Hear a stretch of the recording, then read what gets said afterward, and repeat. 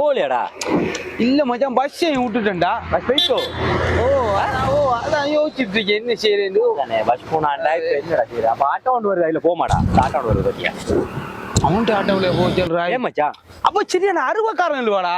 ரமணா இருக்கிற காசு நான் கஷ்டப்பட்டு உழைச்சிட்டு வந்த காசு இருக்கிறதெல்லாம் பறிச்சு எடுத்துருவான்டா. அப்படி யோசிக்காதே. ஒரு ஆட்டோ வந்தா நம்மள ஊருக்குள்ள ஓடுது. ஆனா நிறைய பேர் சொல்றான் பெரிய அருவக்காரன். நாம ஒரு தில்லங்கடி காட்டுவோம்.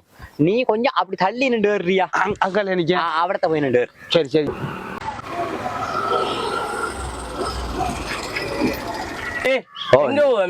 இது முதல்ல கூட கொஞ்சம் போகணும். எவ்வளவு 500 எடுக்கிறேன். 300 தாங்க. 300 சரி மச்சான் எடுங்க போமா.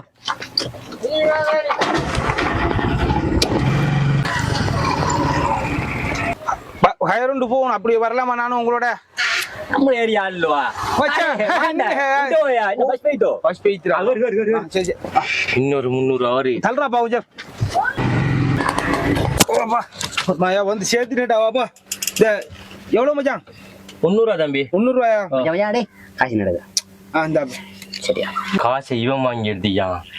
அங்கால இறங்க கூட சருவாம்பள தம்பி உங்க கூட அங்கால கேட்டா அடுத்த கேட்ட. சரி மச்சான் எவ்வளவு உங்களே?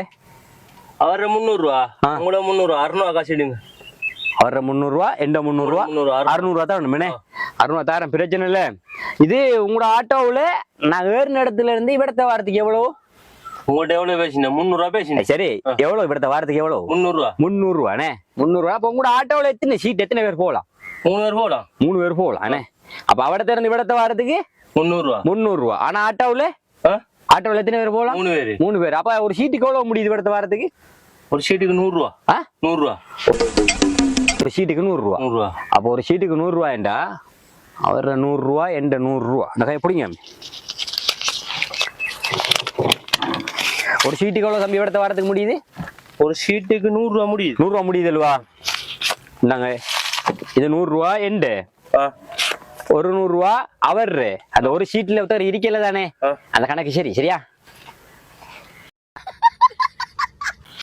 என்ன வா என்ன ஏமாத்த பாக்க? அவன்ட 300 ரூபாயும் உண்ட 300 ரூபாய் 200 ரூபாடா. என்னடா 200 தந்துட்டு போற நீ?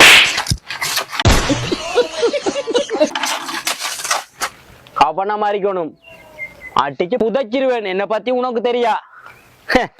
கடைசியில 300 ரூபாயும் இல்லாம 200 ரூபாய் தந்துட்டு போறான்.